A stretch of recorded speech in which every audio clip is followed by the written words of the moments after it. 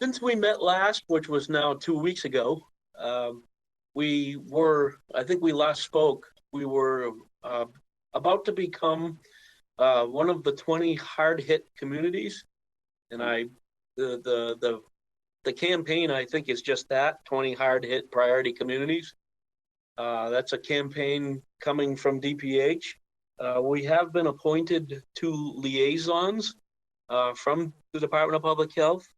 I have met on several occasions with those liaisons. In fact, we just had a meeting about an hour ago before this. It seems like our vaccination flow, which was about 100 doses a week since the end of January, since our first responder clinics,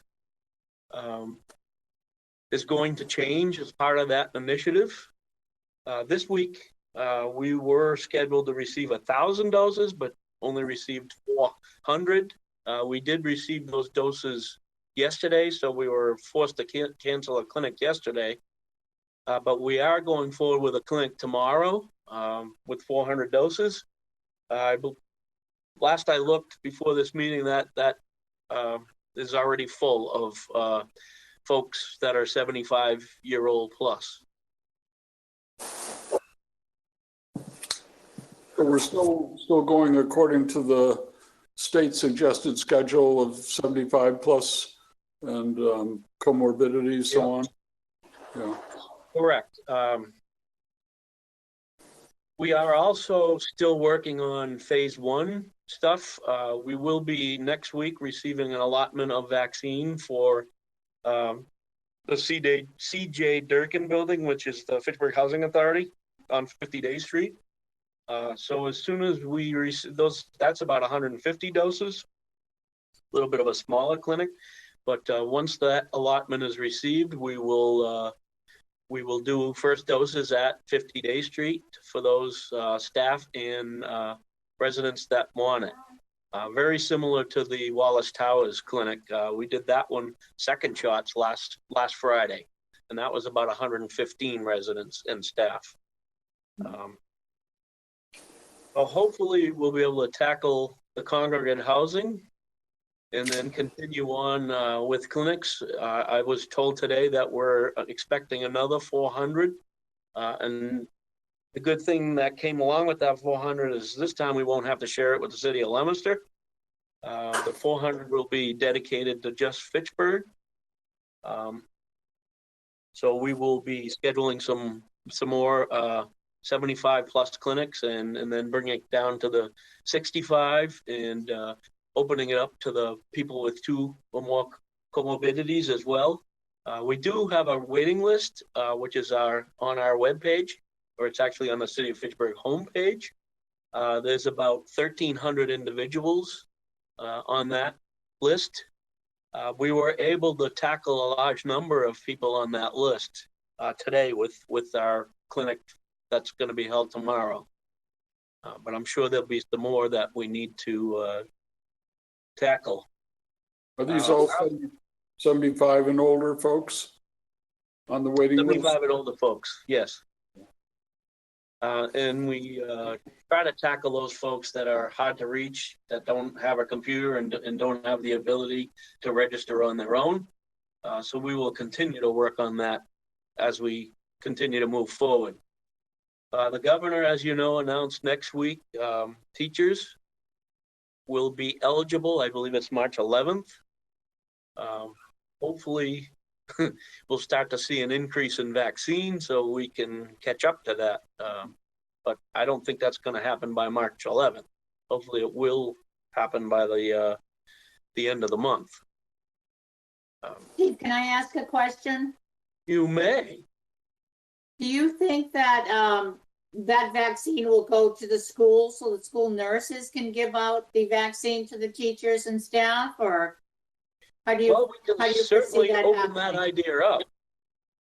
We can certainly open that up to the schools if we saturated our 75 and 65-year-olds, which I don't think 400 is going to tackle that.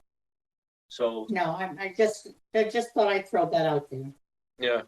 no, it's not a bad idea, and it's something that we can do after next Thursday.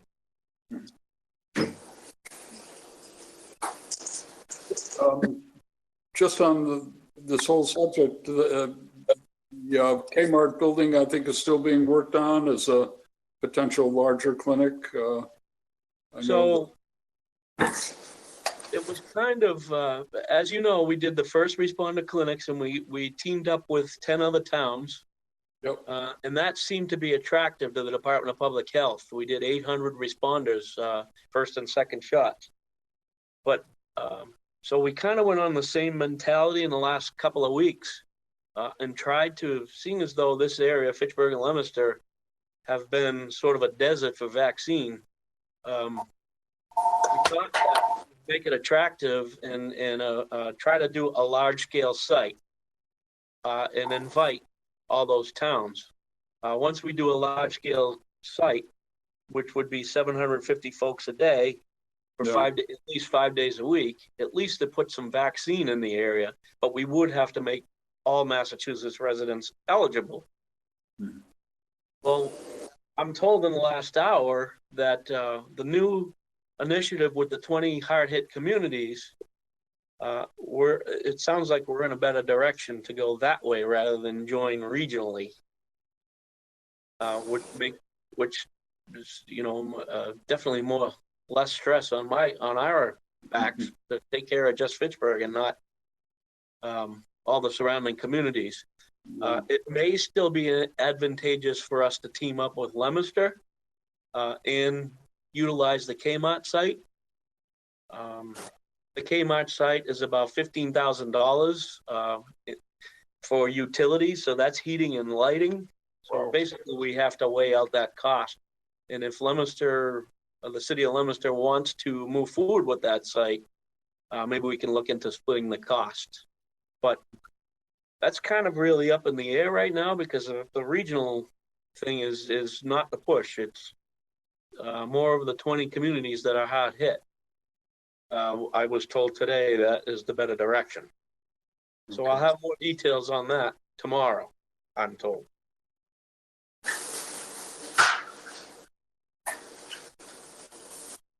Well, thanks very much.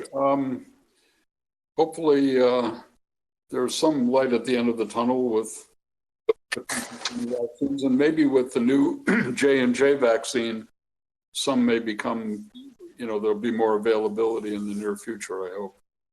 As far as the congregate housing going, clinics, I am told that there may be an allotment of the J&J in that, which would be terrific if we can certainly reduce it down to a one shot. Yeah. Get more people vaccinated. Yep. So there is a potential for 400 vaccine for next week. We would probably not receive that vaccine till Tuesday or Wednesday. And then the 200 for the congregate housing. So 600 is getting somewhere, especially if it's the one shot. So it's a little bit better news. And I'm told that things will hopefully improve as we progress through March. But we've all heard a lot of things. Yeah. That really haven't panned out. Well, I have the sense that things are starting to accelerate. We're getting better at giving these things, getting a little more familiar, and there's going to be more vaccine availability, I think, with the J&J. So hopefully we'll start to see a snowballing effect here. So I put it just for an example, I put a clinic together for tomorrow,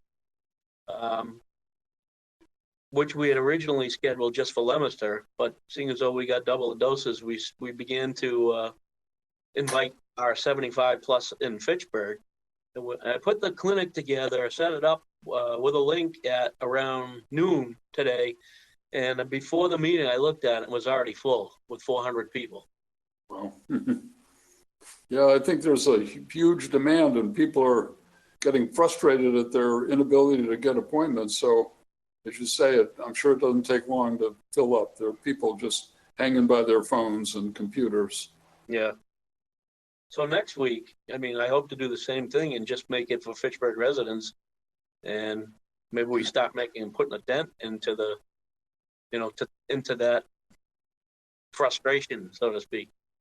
Yeah. Well, I know my, just personally speaking, my wife enjoys helping out at those clinics, but will be gone for probably the next 10 days or so. But she'll be back to work when we get back. How dare you take my staffing away? So that's really where we're at. I mean, information is flowing. It just seems to change day by day. Now I'm wondering if Kmart is even a viable site, but it's really between us and Leominster if we want to go forward with that. I mean, we could just continue to have daily clinics in various places. The goal of the 20 communities program is to try and reach those hard to reach people. And I know we do have a large population that is very hard to reach.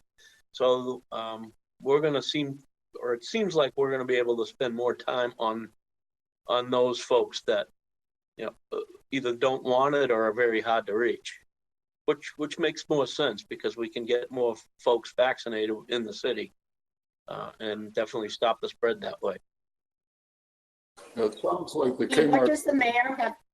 Sorry, John. No, you go ahead. I was just wondering what the mayor has to say about the regional site versus just smaller clinics just for Fitchburg. So it was interesting you say that. Just before the meeting, I did meet with him to update him.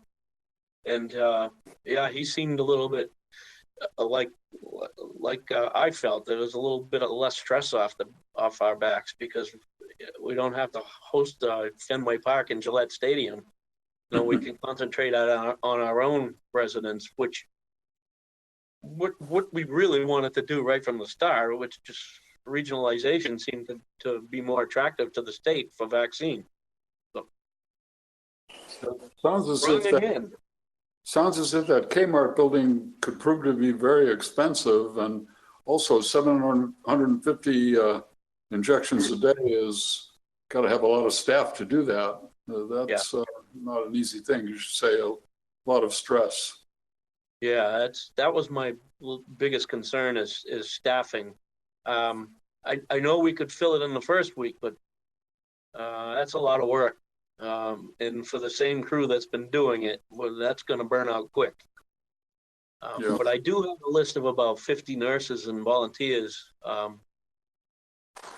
Then you go back to the H1N1 if we need to go there. But if we can get away with smaller clinics in various parts of the city, I'm fine with that too. That's less stressful. Yeah. And of course, we already have our emergency dispensing site plans that have been in place for about 20 years, which identify about 9 locations in the city.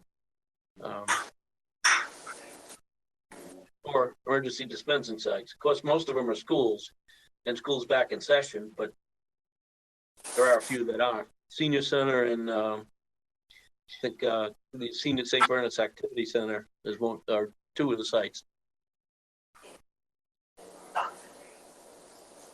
It's so nice when you can just leave all your supplies there and just bring the vaccine and your staff rather than dismantling and lugging it back to the office and in the car and, That's the advantage of the Kmart site, obviously. Yeah. Well, you can do that in the senior center too, if you had to. Correct. And tomorrow, I think we have a meeting with the college, with the university. I think there's some interest in conducting a site there as well.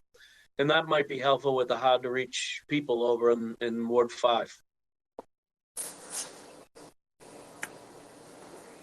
Well, thank you for all that you're doing. It's a lot of work. And as you say, every hour, it sounds like you have to meet with somebody to keep up with the changes, but thank you for doing it all. I appreciate that. It would be helpful if I had some sort of direction on which the right way to go to get vaccine, you know? It's that information changes daily. And it's understandable because I don't think there's the clear plan from DPH either. They're trying to satisfy a lot of angry people. Yeah.